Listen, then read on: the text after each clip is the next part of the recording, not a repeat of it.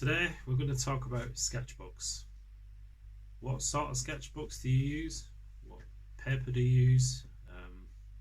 For me, I do use Stillman and Birn, and we're going to do a short sketchbook tour. Okay, so this is my current sketchbook. It had been a while since I used a sketchbook, but I've just something I wanted to get back into. You can see it's a Stillman and Birn, a sketchbook that I really enjoy working with. Now normally I would say I go off the weight of the paper, so although this is 150 GSM, so it's not the thickest paper, but I would say in these sketchbooks there's something called sizing. So it's I think it's probably a gelatin sort of solution that they put in the paper, so it's internally and externally sized. That's something you got to take into consideration. I think with generally with watercolor paper on its own, then it is quite important to have sort of heavier sort of paper, so it just reacts well.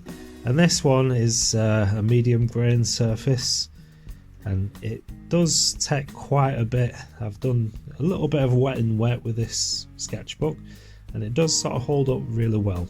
And it's stitch bound. You can see it's a soft cover, and this is the Alpha series, so it tells you on the back the different sort of series in the Stillman and Birn. I do have an Alpha. This is the Alpha. I've got another Alpha. I've got Beta. I've got Zeta, and I think I've also had a Gamma. So I'm fairly familiar with the Stillman and Birn brand, but let's get in and let's see what I've been doing. You can see I do like something I've just started doing is superhero sort of characters, almost cartoony, that sort of thing. I do like the way I've got the shading. It gives it that sort of 3D sort of dimensional look. And then I just filled in the background. I thought it was a bit plain, so I went in and filled the background. So I quite like that. Spider-Man's one of my favourites. And then you got this 2 pages. I did the Batman, and I wanted to do him in a sort of splatter effect. I think that's come out quite well. I just did a quick wash in the background. So this is Indian ink that I painted Batman in, and then just let some sort of spatter effect and let the ink sort of run down, just giving that nice sort of textured look. And then just did a simple sort of watercolor of group, and I quite like this one as well, and I wanted to continue with the sort of splat sort of effect. And then I've also got little bits of colour here. I quite like that, the way it just play around with colours and how they mix together and sort of the gradation, and you've got this sort of effect here, so I quite like that one. Again, it's ink and watercolour. And then I've got a couple here, the Joker and the Hobgoblin. I quite like those characters as well, quite simple, straightforward. Not too happy with these two, but again, it's a sketchbook, so we're not really that bothered of how the things turn out. It can be a practice thing. I'm totally not happy with Iron Man, the way he's come out. It's not looking too good. I do like Captain America, how I've caught him on this. I like the colours, quite punchy, quite vibrant. I got a little bit of sort of a texture in the background, almost like a comic sort of strip. So quite like him, quite like Captain America. Superman's looking pretty good too. He looks okay. Just nice sort of sketch. Now, one of my all-time favourites is got to be the Hulk. I do love the Hulk, the Incredible Hulk, everything about the Hulk.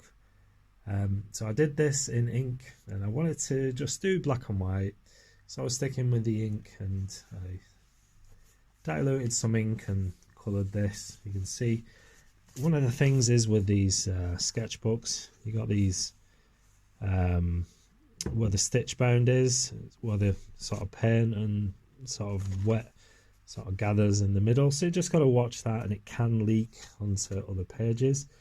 But that's the Hulk, and just the ink, simple sort of sketch. And this one, Deadpool, I like this one as well. I'm just saying, ouch, ouch. It's just a scratch. It's just a scratch. So I've been shot through the head with an arrow. I just wanted to have a bit of fun with that. Then you got Wolverine and is it called the Moose? I don't know. It's quite funny when I was doing these sketches. My son, I got my son to draw some as well. So I sat down on the evening doing these sketches. He was choosing some as well.